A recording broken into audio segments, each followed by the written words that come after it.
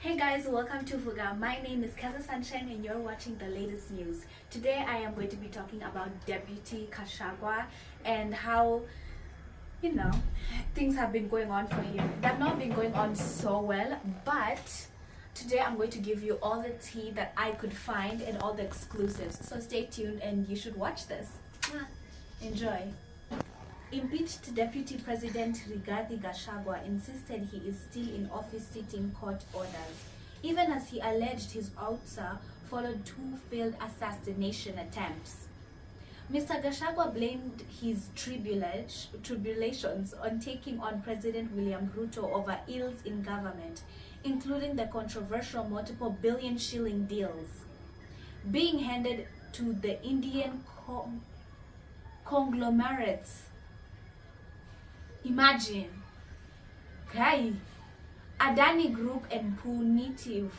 Sorry, you guys, these are big words. I'm Keza. And punitive taxes. In the Finance Bill 2024, which was withdrawn after public protest and runaway corruption, he alleged he survived food poisoning twice by persons by beliefs are agents of the National Intelligence Services, NIS, in the late August and early September this year. Imagine, this man has gone through being poisoned twice. First time he was almost poisoned, and the second time he was almost poisoned. Imagine working with people who want to poison you.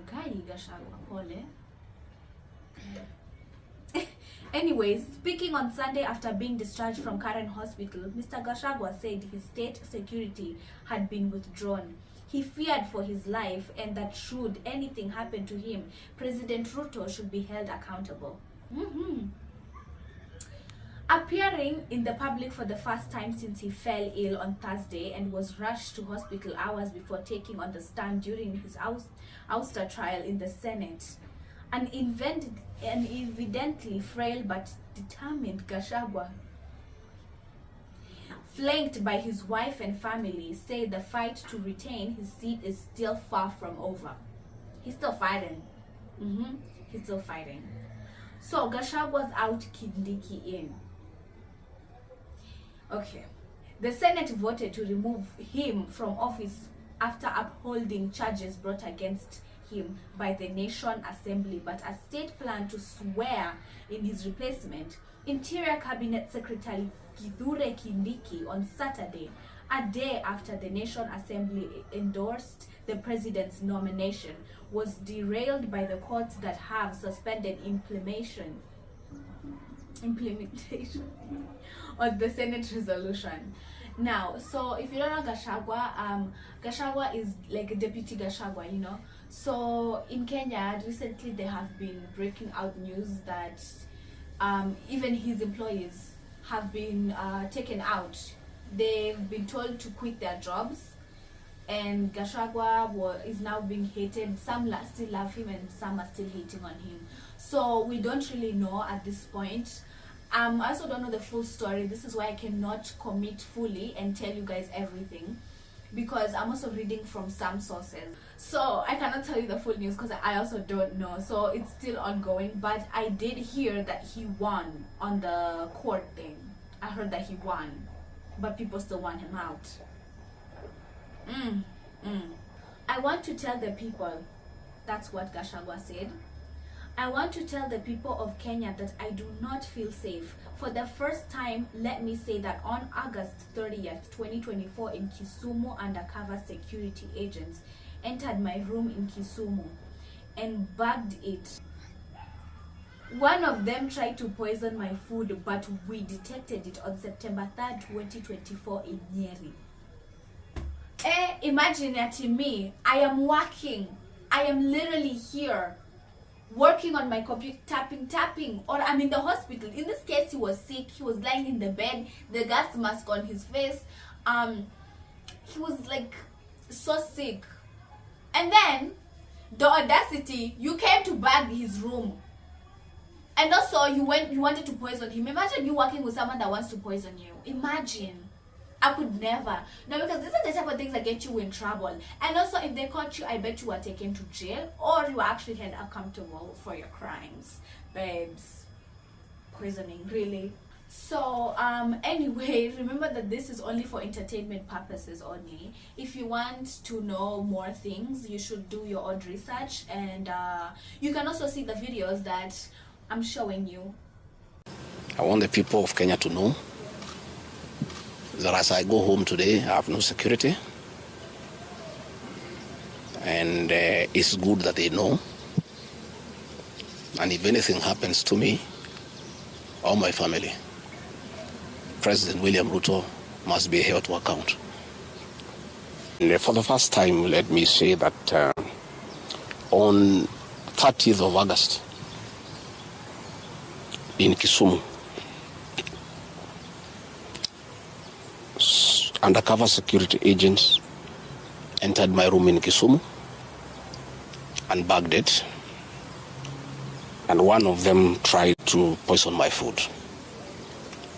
But we detected it, and we were able to escape the scheme.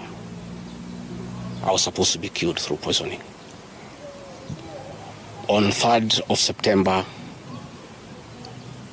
in Nyeri, another team from the National Intelligence Service came to Nyeri and tried to poison food that was meant for me and Kikuyu Council of Elders. I did report this matter to the National Intelligence Service, and the officers who were assigned to my office, I asked them to leave because I felt I was not safe. After the 2 attempts to assassinate me through food poisoning failed, it is when this impeachment motion was hatched. When my security was withdrawn here, officers from the National Intelligence Service have been hovering in every room, in every compound here, to an extent that I had to call my wife and my children to come and stay in my room, just in case they get entry to my room or compromise the people who are treating me. So, regarding Gachagua and his family, feel very exposed because these people have tried to kill us before. They have now tried to get us out of office. So I asked President William Ruto, my brother, I helped you to be president. Leave me alone. Leave my children alone. Do whatever you want, but let me live. Let me look after my children. Another team came to Nyeri and tried to poison food that was meant for me and the Kikuyu Council of Elders, Mr. Gachagua alleged. Imagine, I could never. Like, at this point, don't eat anything. It's not safe. This is an example of what, like, important people go through on a daily basis, especially, like, during hard times. Like, if they hate you, you have to watch your back, okay? You have to watch your back. He said he then reported these attempts to the NIS and asked the officers assigned to his office to leave because he did not feel safe. He believes that his failed assassination attempts paved the way for his impeachment. Or if you don't know, I have heard that he's resigned. Deputy Gachagua has resigned, and he basically wrote a whole resignation letter. And he also said that he was going to go home without any security, and if anything happens to him, Ruto will be held accountable. President Ruto. State House spokesperson Hussein Mohammed had not responded to these allegations made by Mr. Gachagua by the time of publication. Mr. Gachagua further revealed that shortly after his security was withdrawn, some agents who he believes are from the NIS were dispatched to look for him in the hospital and were hovering in the hospital compound and all rooms, to the extent that I had to call my wife and my children to come and stay in my room just in case they get entry to my room or compromise. The people who were treating me, oh my gosh. So these people entered the room. Like, if imagine that were to find him, he had to call his wife to enter the room. He was scared for his life. Imagine this being you. You'll be like, babes, I need your help. So that's all I have for you for today about Deputy Gachagua, and we are all having prayers for him. And as a fellow journalist, I have also, I'm like also like supporting this, because like he needs to fight, he needs to stay strong. So thank you for watching Vuga, and I hope you liked this video. Even though it was not long, it's all the information I had for today. I love you guys, and may you please subscribe to Vuga and my Instagram, babykeza_1. I love you guys. Nawakunda.